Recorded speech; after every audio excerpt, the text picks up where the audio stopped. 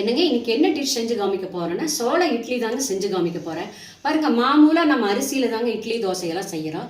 இன்னைக்கு வெள்ளை சோளத்துல உங்களுக்கு இட்லி செஞ்சு காமிக்க போறேங்க. இந்த சோள இட்லிக்கு பாருங்க, இந்த சோளம் அரிசியாகவே விற்கிறாங்க டிபார்ட்மெண்ட் ஸ்டோர்ல. பொட்டெல்லாம் ஒண்ணுமே இருக்காதுங்க.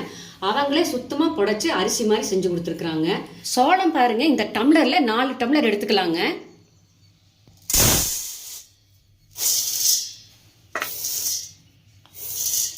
சோளம் எடுத்து இல்லைங்களா, அதே டம்ளர்ல 4 டம்ளர் சோளத்துக்கு 1 டம்ளர் கருப்புளுந்து எடுத்துருக்குறேங்க. நீங்க கருப்புளுந்துக்கு பதிலாக வெள்ளை உளுந்தும் சேர்த்துக்கலாங்க. இந்த சோளத்துக்கு இந்த கருப்புளுந்து கூட 1 டீஸ்பூன் வெந்தயம் எடுத்துக்கலாங்க. அடுத்தது என்ன செய்யறோம்னா, இந்த சோளம் கருப்புளுந்து வெந்தயம் எல்லாத்தையுமே 2 தடவை கழுவிட்டு தண்ணி ஊற்றி குறைஞ்சது 8 மணி நேரம் ஊறணுங்க. ஊற வச்சிடலாங்க. 8 மணி நேரம் இருக்கட்டுங்க. ஊற வச்சு 8 மணி நேரம் ஆச்சுங்க. முதல்ல நம்ம உளுந்து ஆட்டிக்கலாங்க.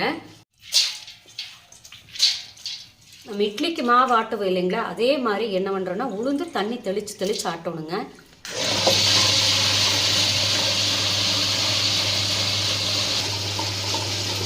இதோட ஊற வச்ச வெந்தயத்தையும் சேர்த்து ஆட்டிடலாங்க.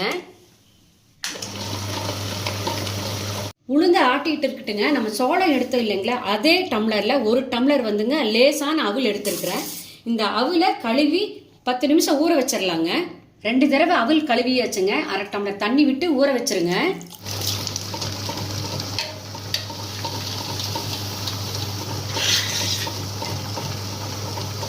உளுந்து மாவு ஆயாச்சுங்க. இப்ப எடுத்துடலாங்க. அடுத்தது கழுவி வச்சிருக்கிற சோளத்தை போட்டு ஆட்டிடலாங்க. இந்த சோளத்துக்கூட நம்ம ஊற வச்சிருக்கிறோம் இல்லைங்களா அவல், அதையும் சேர்த்து ஆட்டி எடுத்துக்கலாங்க. இதுவும் அப்படிதாங்க, தண்ணி தெளிச்சு ஆட்டோன்னு ரொம்ப தண்ணி எல்லாம் ஊற்றக்கூடாதுங்க.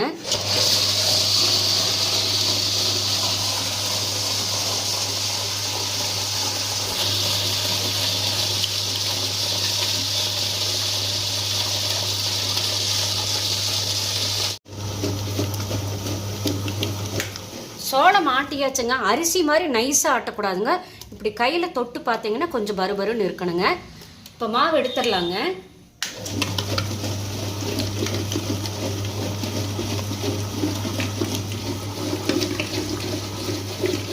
சோளமும் உளுந்து ஆட்டி எடுத்தாச்சுங்க. பாருங்க, அது கூட என்ன செய்யணும்னா கொஞ்சமாக கல் உப்புங்க போட்டு நல்லா இப்படி கையை வச்சு கலக்கிடுங்க. கலக்கி எடுத்து வச்சிடலாங்க. பாருங்க, கல் கழுவி 1 டம்ளர் ஆகிற மாதிரி தண்ணி எடுத்து வச்சிருக்கிறேங்க. காலையில் மாவு கெட்டியாக இருந்ததுன்னா கொஞ்சம் இட்லி ஊற்றும் போது ஆட் பண்ணிக்கலாங்க. இந்த மாதிரி நல்லா கை வச்சு கலக்கும்போது மாவு நல்லா புளிச்சு வருங்க. 8 மணி நேரம் இருக்கணுங்க. நல்லா புளிக்கிட்டுங்க. பாருங்கள், நைட்டு ஆட்டி கலக்கி வச்சிங்கன்னா காலையில் இட்லி ஊற்றிக்கலாங்க.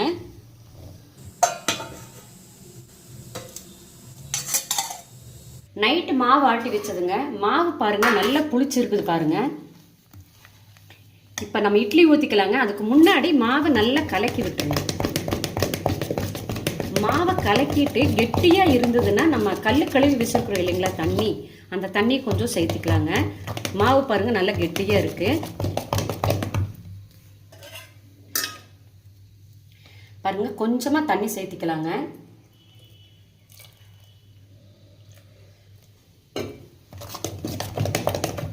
மாவு தண்ணி ஊற்றி கலக்கின வரைக்கும் இந்த அளவு இருந்தால் போதுங்க.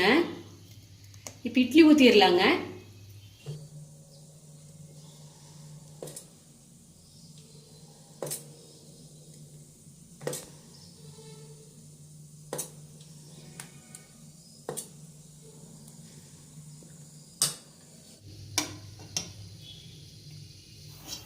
இட்லி பாருங்க வெந்துருச்சு. இட்லி பாருங்க நல்லா உப்பி வந்திருக்கு பாருங்க. இப்போ இட்லி எடுத்துடலாங்க. கொஞ்சம் லேசாக தண்ணி தொளிச்சு விட்டுருங்க. சோள இட்லி பாருங்க சூப்பராக வந்திருக்கு பாருங்க.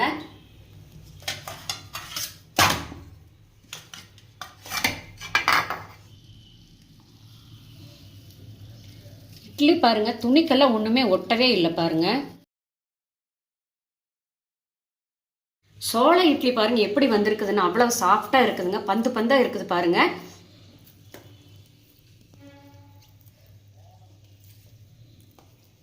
பாருங்க, இந்த இட்லிக்கு வந்து நெடக்கடலை சட்னி, தக்காளி சட்னி எல்லாம் செஞ்சா சூப்பரா இருக்குங்க. என்னுடைய சேனல்ல பாருங்க, ஏற்கனவே சோளத்துல பணியாரம், தோசையெல்லாம் செஞ்சு காமிச்சிருக்கிறேன். இந்த இட்லி வந்துங்க அரிசி சேர்க்காம அவலும் வெறும் சோளத்தை வச்சு செஞ்சு காமிச்சிருக்கிறேன். நீங்களும் இதே மாதிரி செஞ்சு பாருங்க. செஞ்சு பார்த்துட்டு உங்களுடைய கமெண்ட்ஸ் சொல்லுங்க.